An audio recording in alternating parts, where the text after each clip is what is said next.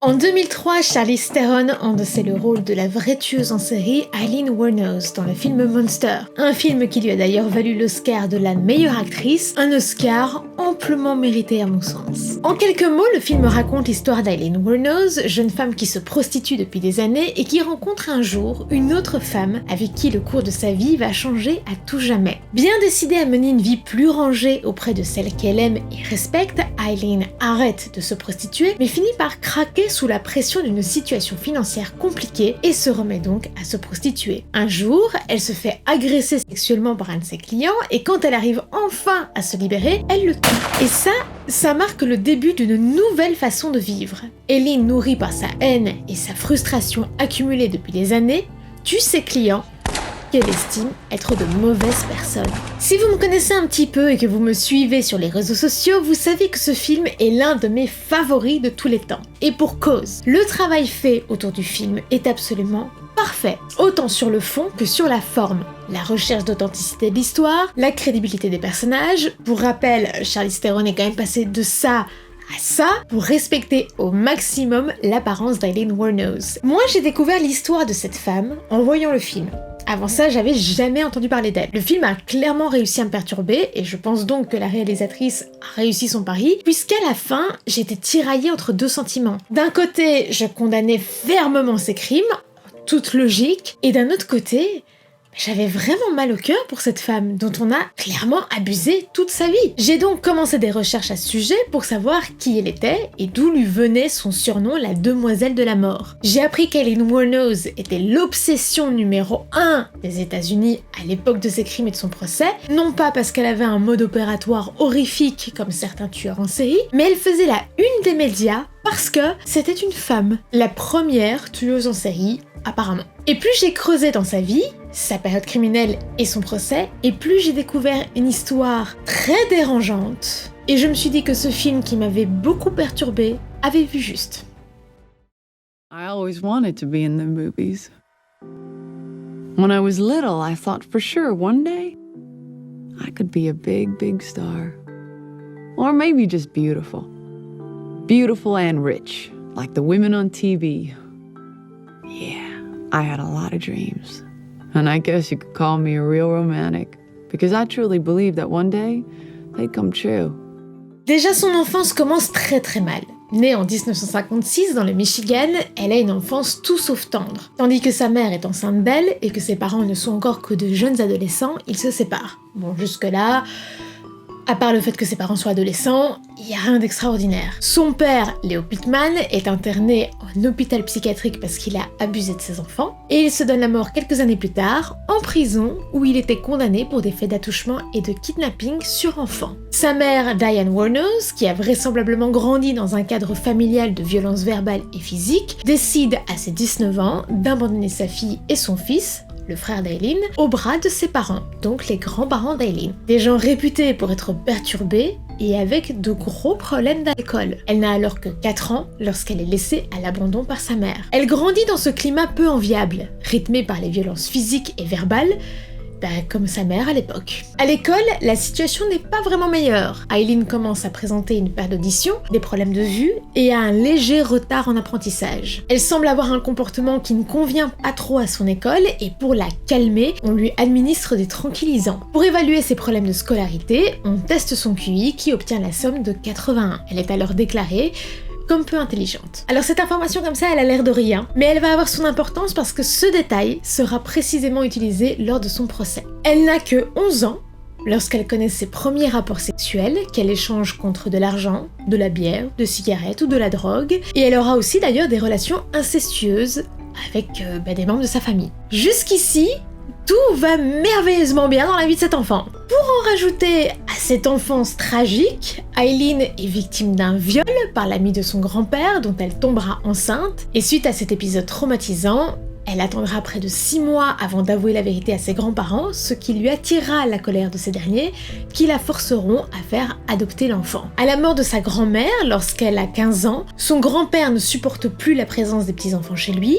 et les met donc à la porte. Aileen n'a alors que 15 ans et elle est livrée à elle-même dans la rue. Et pour pouvoir subvenir à ses besoins, elle vole, elle manipule et elle se prostitue de temps à autre. En 1974, lorsqu'elle a 18 ans, elle est arrêtée dans l'état du Colorado pour conduite sous influence, trouble de l'ordre public et tir avec une arme de calibre 22. Une arme qu'elle possède pour se protéger selon ses dires, ce qui est tout à fait probable puisqu'une femme seule dans la rue, vous et moi on sait très bien que c'est pas la définition de la sécurité. 2 ans plus tard, elle apprend le décès de son frère mort d'un cancer, ainsi que celui de son grand-père qui s'est donné la mort lui aussi. Cherchant désespérément un peu de stabilité dans sa vie, eh bien elle décide de s'installer en Floride et se marie à Lewis Grotzfeld, un riche retraité de 69 ans, président d'un club de yacht, mais après seulement 9 semaines de mariage, eh bien son mari demande une injonction contre elle et fait annuler le dit mariage. La cause ?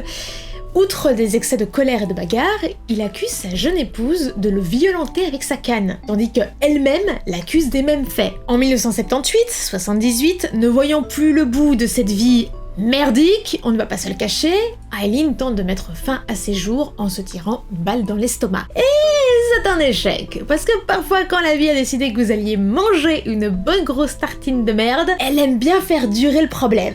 Elle continue alors à se prostituer et commet quelques délits pour gagner sa vie. En 1981, à 25 ans, elle fera 1 an de prison en Floride pour avoir volé 33 $ dans une épicerie, mais à peine libérée, elle est de nouveau accusée de multiples délits comme des vols de voitures, de la contrefaçon, de la résistance à une arrestation ou obstruction à la justice. Ce style de vie, malheureusement, il se poursuit encore quelques années, jusqu'à la rencontre qui va changer sa vie à ses 30 ans. On entend souvent que c'est au début de l'année 1990 qu'Eileen rencontre Tyra. Sauf que plusieurs sources affirment qu'elles ont en réalité vécu 4 années ensemble et qu'elles se seraient donc rencontrées en 1986 puisque leur histoire a pris fin de l'année 1990. C'est dans un bar lesbien, le Zodiac, qu'elle rencontre Tyra Moore, une jeune femme de 24 ans dont elle tombe follement et éperdument amoureuse. Pour la première fois de sa vie. Vous l'aurez probablement compris, mais avec son vécu et ses traumatismes, Eileen, elle a pas forcément une image très positive des hommes. Et bien qu'elle ait déjà eu une fois une relation avec une femme, elle voit en Tyra une personne auprès de qui elle peut se sentir pour la première fois de sa vie en confiance et en sécurité. Et la confiance, c'est pas un sentiment qu'elle a connu très souvent. Eileen voit en Tyra celle avec qui elle va enfin pouvoir se stabiliser et construire sa vie. Très vite, les 2 jeunes femmes décident de vivre ensemble, alternant entre des chambres d'hôtel et le canapé de quelques amis. Tyra travaille de temps à autre comme femme de ménage pour gagner un petit peu d'argent, mais elle semble quand même largement se reposer sur les activités extra-conjugales d'Eileen pour subvenir à leurs besoins. Tyra was doing a lot of beer drinking and stuff. She wanted to go out all the time, so she was burning up the money I was making. I was making good, about $200-300 a day, sometimes $150. Did she know what you were doing? Oh yeah, Ty always knew everything. De son côté, Eileen continue à se prostituer parce que financièrement, c'est la dèche. Alors cette activité, Tyra ne la voit pas forcément d'un bon œil. Eileen est capable de l'entendre et elle n'est absolument pas contre d'arrêter la prostitution. Elle tente même d'ailleurs de trouver un travail plus légitime, quelque chose qui rentre dans les mœurs. Mais le passé compliqué d'Eileen, que ce soit ses années de prostitution ou ses problèmes avec la justice, lui rendent la tâche très compliquée, voire impossible. No, see, I'm sorry, but when I read the ad, it said that you were looking for a secretary. Okay. Well, you need to learn how to type. You'll need computer skills. Most of our secretaries have college degrees. In fact, most of them have specialized in law. I don't mean to sound harsh, but frankly, it's a little insulting. I see you're from Daytona Beach, and all of that looks great. It must be wonderful, but can I tell you something? When the beach party is over, you don't get to say, you know what? I think now I'd like to have what everybody else has worked their entire life for. It doesn't work that way.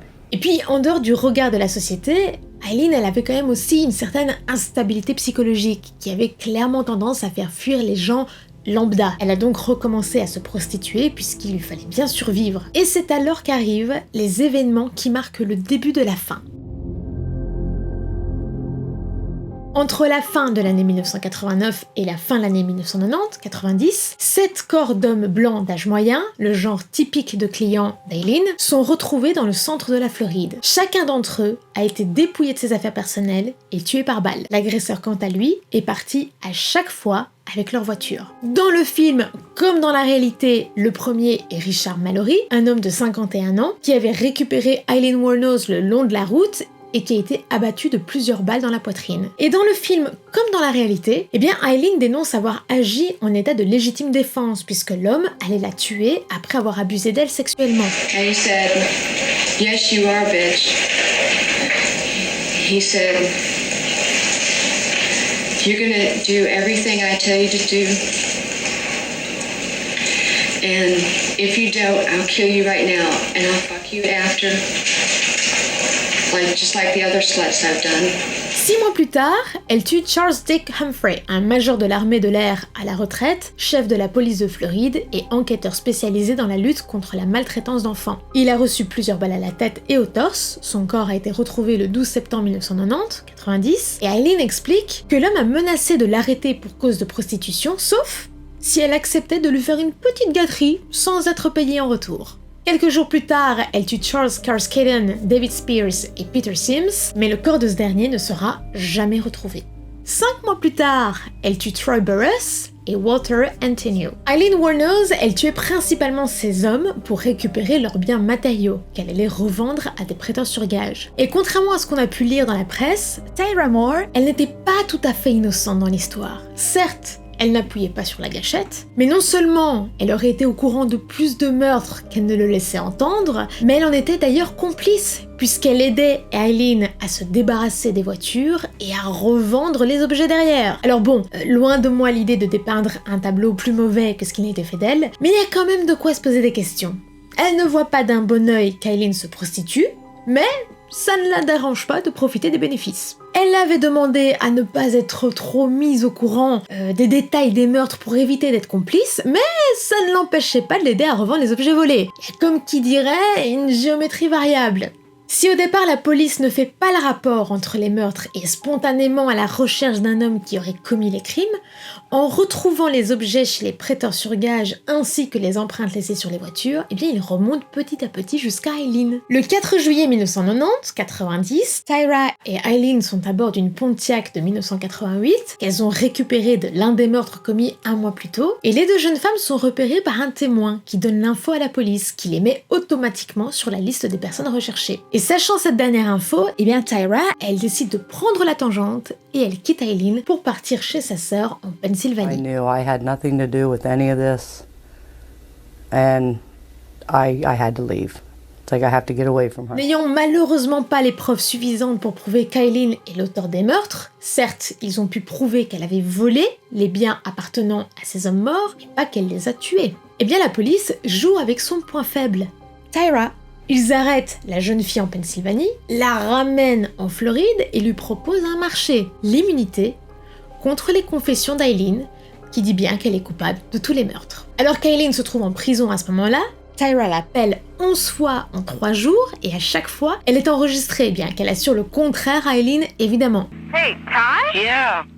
What are you doing? Nothing. What the hell are you doing? Nothing. I'm sitting here in jail. Yeah, it's what I heard. I gotta ask you something. Is there anybody in that room? No, just me. What? What? Is there anybody in your room? No. Folle d'amour, Eileen lui dit combien elle l'aime et combien elle lui manque, et Tyra ne répond jamais à ça. Par contre, à chaque fois, elle fait pression sur Eileen en lui disant que la police est à ses trousses, qu'ils ont retrouvé les objets volés chez les prêteurs sur gage et qu'ils ont affirmé qu'ils allaient lui coller les meurtres commis par Eileen sur le dos. Au bout du 11e appel, Eileen assure à Tyra qu'elle ne la laissera pas plonger pour elle et que si elle doit avouer pour lui sauver la peau que Tyra n'est au courant de rien, eh bien elle le fera. Et bingo! What? I'm not gonna let you go to jail.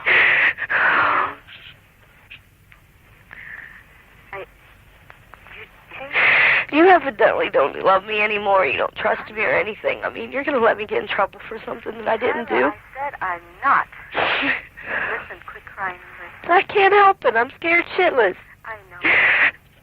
I love you a lot. I don't know whether I should keep on living or if I should... No, Ty, listen. What if they don't believe me? Tyra, listen. What? I'm not going to let you go to jail or anything. Listen, if I have to confess, I will. Okay. Yes. Why now did you do this? Why did you do this? I don't know. Listen, Ty. What? I'll probably never be able to see you. You know that? Yes. I love you.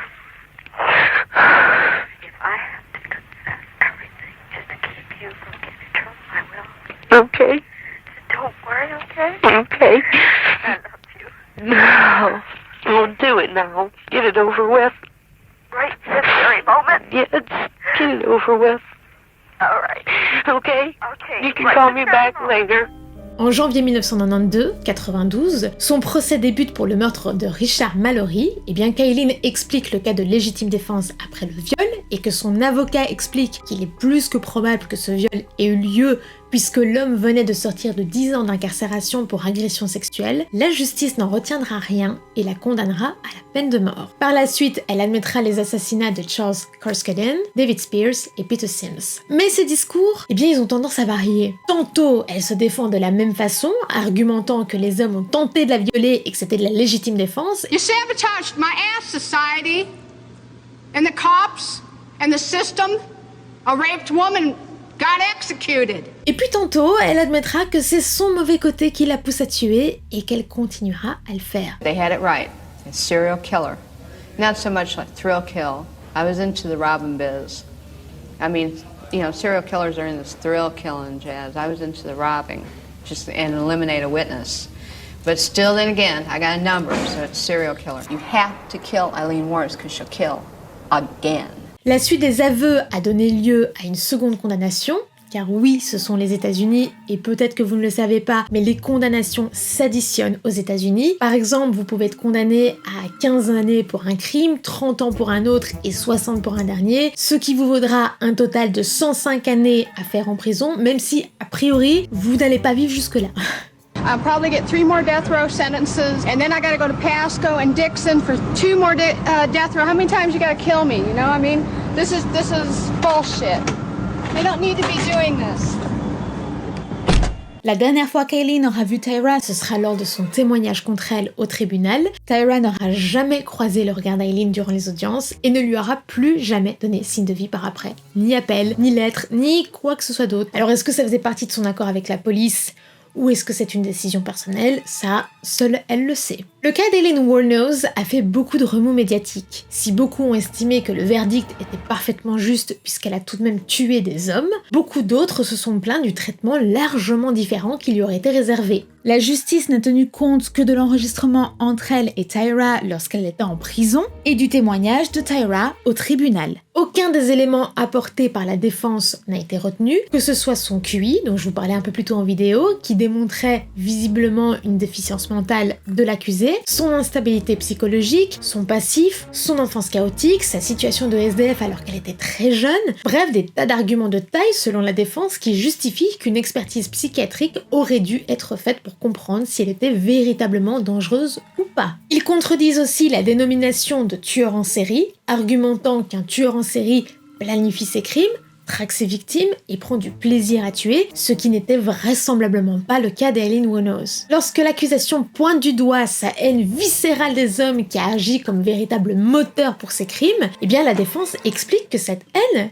c'est en partie la société qui en est responsable. Personne ne lui a jamais tendu la main pour s'en sortir, tout le monde a toujours profité d'elle toute sa vie. Preuve en est encore pendant que son cas est traité en cour d'appel, elle apprend que son propre avocat, Steve Glazer, tente de vendre son histoire à la presse. Do you recall specifically charging or attempting to charge Mr. Broomfield $25,000 for an interview? I didn't attempt to charge anybody anything. If Ms. Wuornos asked me, told me, Steve, I want $25,000 for this interview, I would have passed that on to the person who was interviewing. But it's not my position to set fees, or we didn't have a fee schedule. The next stage is really to come up with a counteroffer. No, the next stage is to come up with $25,000. Right. But okay. Well, then if you don't, then the next thing to do is to really get a counteroffer, and let's tell her something. So we would basically then pay the money to, we'd pay money to you or to, as her legal. As her mom, and then Steve gets a percentage as our agent. Right. Very tiny percentage. This poor man works for nothing.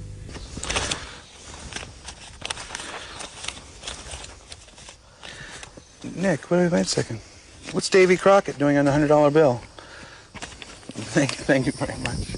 La défense argumente donc, oui, elle a franchi la ligne, et il est clair qu'elle doit payer pour ce qu'elle a fait, mais non, elle ne mérite pas la peine de mort. Si elle a franchi la ligne, c'est en partie parce que le système, la société, ne l'en a pas empêché. Et pire encore, il y a peut-être poussé. Alors qu'Aileen attendait dans le couloir de la mort, la réalisatrice du film Monster, Patty Jenkins, a pris contact avec elle. What makes her story fascinating to me is I think there are a lot of people who are serial killers, you know, quote unquote serial killers. A lot of them actually are genetically off, chemically off, some sort of thrill to the kill. What was interesting about her is that there aren't a lot of opportunities in that genre to see a character arc of what was a normal, healthy human being get to a place like this. And her story was like a war story to me. It's like sending a normal, healthy person into a series of circumstances and seeing where they end up. Sachant qu'elle allait mourir d'ici peu, Aileen leur a donné l'autorisation de prendre connaissance des lettres qu'elle avait envoyées à l'une de ses amies les plus proches, à qui elle avait écrit pendant les 10 années qu'elle avait passées à attendre son exécution. Dans ces lettres, Wuornos se confie sur l'entièreté de sa vie, de son enfance à la fin. Et ces lettres, eh bien elles ont servi à écrire en partie le film, car il y a certaines scènes que vous retrouvez dans le film qui viennent directement de ces lettres. Comme je vous le disais, moi ce film, il m'a tiraillé, et l'histoire de cette femme aussi. Alors personne ne remet en cause le fait qu'elle ait commis l'inacceptable, moi la première, évidemment qu'elle doit être punie pour ça, cependant, on peut se poser des questions sur la façon dont cette histoire a été gérée et de l'aide psychologique qu'il aurait été nécessaire de lui apporter. Selon Aileen Wuornos, tout le monde a le mal en lui. Et tout le monde est capable de faire du mal. To me, this world is none but evil, and all of us are full of evil one way or another. In whatever we do. We have evil in us, all of us do. And my evil would just happen to come out because of the circumstances of what I was doing. Hitchhiking, hooking, on the road. I was a homeless person all my life. Cependant, parmi les derniers mots qu'elle a prononcés la veille de sa mort, merci beaucoup la société pour expédier mes fesses par la voie ferrée, autrement dit, la chaise électrique, ainsi que les lettres pleines d'indignation et de colère qu'elle envoyait à son ami, tout ceci témoigne tout de même d'une personne qui s'est sentie complètement abandonnée par la société depuis ses premiers jours sur Terre. Et votre avis à vous, c'est quoi ? Ça m'intéresse de savoir. Est-ce que pour vous, tout est blanc, tout est noir, ou est-ce que c'est nuancé ? N'hésitez pas à me le dire en commentaire de la vidéo. J'espère que la véritable histoire d'Aileen Wuornos vous aura plu. Enfin, plu. On s'entend. Si vous n'avez pas encore vu le film, je ne peux que vous le recommander chaudement parce que cette fin, les amis, cette fin, elle ne laisse personne indifférent. Je vous retrouve dans 15 jours pour une prochaine vidéo. Portez-vous bien d'ici là. Allez couper.